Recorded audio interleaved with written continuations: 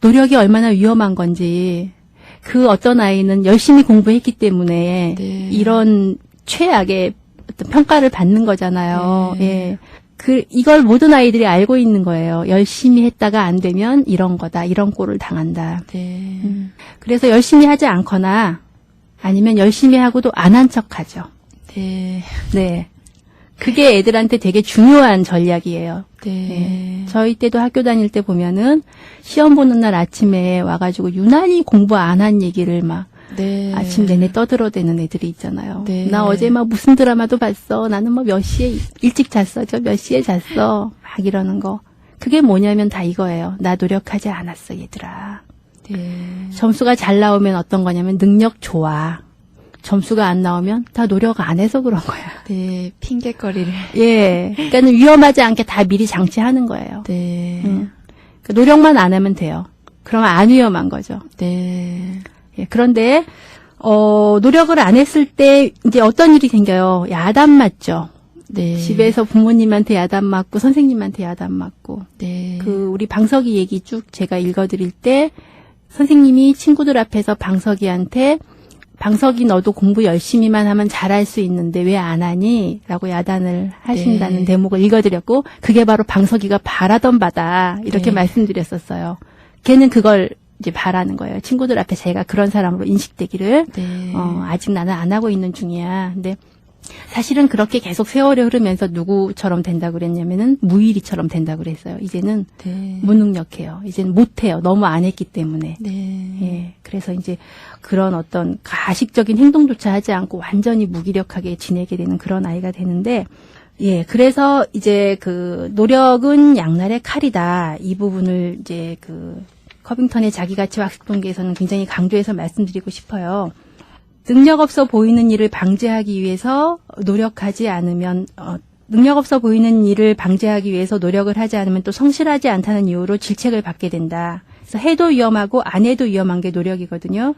근데 대부분의 청소년들은 무능해 보이는 것보다는 불성실해 보이는 쪽을 택합니다. 네. 차라리 불성실. 예. 네. 불성실해 보여서 차라리 혼나고, 네. 이제 혼나고 말지 내가 무능하다는 건 보일 수 없다는 거예요. 네. 그래서 야단 맞으면서도 계속 공부를 안 하는 거죠. 네. 놀라운 거 아니에요, 아이들이?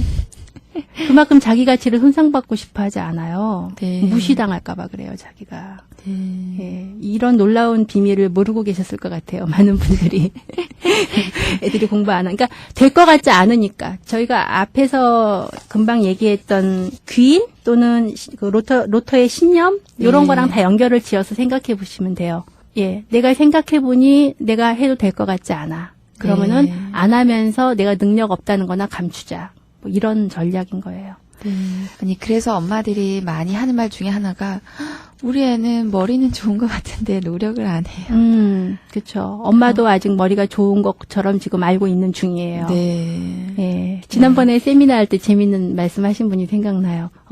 아들이 이제 드디어 공부를 시작했대요. 네. 공부를 안 했었는데. 그런데 엄마가 걱정이 된다는 거예요. 아니, 왜요? 이제 공부를 시작했는데 못하면 어떻게 하나. 아, 네. 예, 그분이 좀 재미있는 말씀을 잘 하시는 분이어서 이제 약간 농담처럼 말씀하셨는데 네.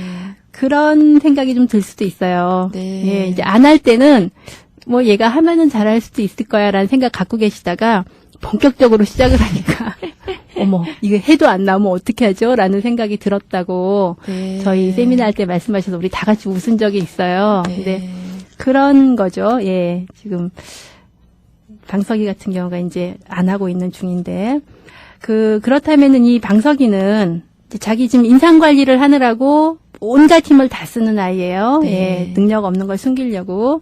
그럼 방석이가 하고 있는 그 인상 관리 전략을 한번 볼까요? 어떻게 네. 하면서 자기가 능력 없다는 거를 숨기고 있는지. 수업 시간에 일단 딴짓을 하죠.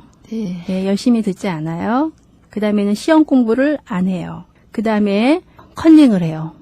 네. 이건 뭐냐면 노력을 안 하고 좋은 점수를 얻기 위해서 하는 거잖아요. 컨닝이라는 건. 네. 네. 그러면 뭐 컨닝을 해서 좋은 점수를 얻었어요. 애들이 보니까 방석이 공부도 안 하는데 점수 잘 받았어요. 네.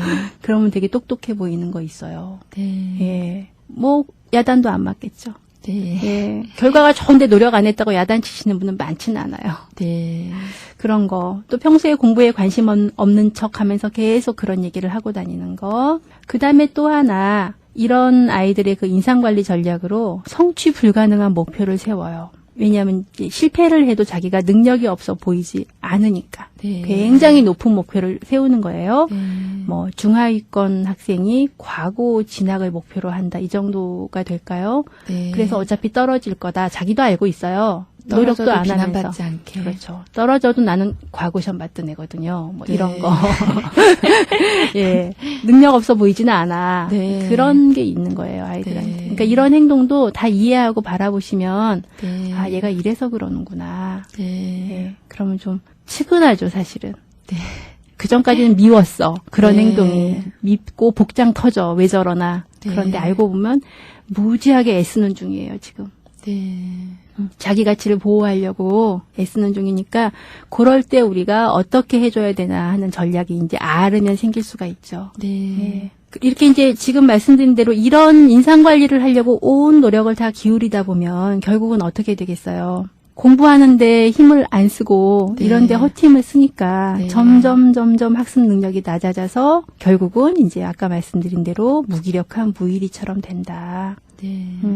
이게 보통 이제 자존감이 낮은 아이들이 많이 이런 행동을 하거든요. 네. 방석이도 지금 그런 아이 중에 하나인데 자존감이 낮은 아이들이 자신을 있는 그대로 드러내는데 굉장히 두려움을 많이 느끼고 있어요. 네. 그래서 이제 방어 행동을 심하게 하는 거예요. 네. 다시 말하면은 우리 아이가 방석이다. 그러면 사실은 부모님이 가장 많이 좀 반성을 하셔야 돼요. 내가 얘를 이렇게 만든 거다라고 조금 우리가 이제 심하게 말하면 그렇게까지 귀인을 시킬 수 있어요. 아, 우리 아이가 이렇게 방어적이 된 건 내가 뭔가 얘를 있는 그대로 드러내지 못하게 한 거다. 내가 안전하지 못한 부모였구나. 네. 그래서 얘가 이렇게 행동을 하네. 그래서 미워할 게 아니라 측은해하면서 내가 반성하면서 이 아이가 있는 그대로 드러내고 고백하고 그리고 다시 시작할 수 있게 도와줘야 된다. 제가 만났던 아이 중에 중학교 2학년 여자아이가 있었는데 굉장히 이제 부모님이 열심히 공부를 한대요, 얘가. 그런데 네. 성적이 너무 안 나온다고 참 이상하다고 네. 데리고 오셨어요. 그런데 얘기를 들어보니까 위에 오빠가 있는데 오빠가 굉장히 이제 문제를 많이 일으키는 학생이었어요. 부모님 네. 속을 많이 썩이고. 그러니까 이 아이는 그런 오빠 때문에 힘들어하는 부모님이 안타까워서 뭔가 열심히 하는 제스처를 막 이렇게 보인 거예요. 네. 사실은 열심히 안 했어요. 네. 그리고 학교에 가서도 굉장히 성실하게 이렇게 여러 가지 활동에도 참여하고 선생님들한테 칭찬도 많이 받고. 네. 그런데 뭔가 공부는 지금 안 돼 있어. 학교에서 하는 방과 후 프로그램도 다 열심히 참석해요. 네. 선생님도 이상한 거예요. 얘가 왜 공부를 못할까? 게다가 숙제도 잘해와요. 네. 숙제도 잘해오고. 그래서 제가 이렇게 이제 공부하는 걸 한번 보니까 사실은 이 녀석이 숙제를 할 때 해답을 다 뺏겨가거나 이제 그런 식으로 하고 노트를 너무 깨끗이 정리를 해가는 거예요. 네. 그런데 풀 줄 몰라요. 그러니까 지금 제가 말씀드린 이 인상관리 같은 걸 한번 염두에 두시고 이 아이를 생각해 보세요. 그래서 시험은 못 보는 거죠. 그러니까. 근데 네. 평소에는 모든 걸 다 철저하게 자기 관리를 하는 거예요. 부모님을 위로해 드려야 되고 선생님한테 좋은 아이라는 인상을 받고 싶은 거고. 네. 그런데 시간이 갈수록 얘는 굉장히 불안한 상황으로 지금 내몰리고 있는 거잖아요. 네. 그래서 되게 안타까웠어요. 보면서. 네. 예. 그러니까 혹시 우리 옆집 아이가 이런 상황은 아닌가 한번 살펴볼 필요가 있겠죠. 아니, 이런 경우는 그럼 어떻게 부모님이 도와줄 수 있을까요? 그러니까 일단 아이랑 신뢰를 좀 쌓아야 돼요. 그래서 아이가 부모님을 편하게 느끼고 부모님이 나한테 공격하거나 나를 비난하지 않을 거라는 생각이 들어야 비로소 자기 얘기를 시작할 수 있거든요. 네. 예, 그러니까 아이의 마음을 읽어주고 공감해주면서 따뜻하게 품어주고 이런 걸 먼저 하셔야 되겠죠. 네. 예. 그래서 이걸 벗어나야 이제 얘는 공부를 시작할 수 있어요. 네. 예, 가장 안쓰러운 아이예요. 자, 그다음에 마지막에 말씀드릴 게 내재 동기, 외재 동기예요. 네. 이게 또 많이 우리가 듣는 얘기인데요.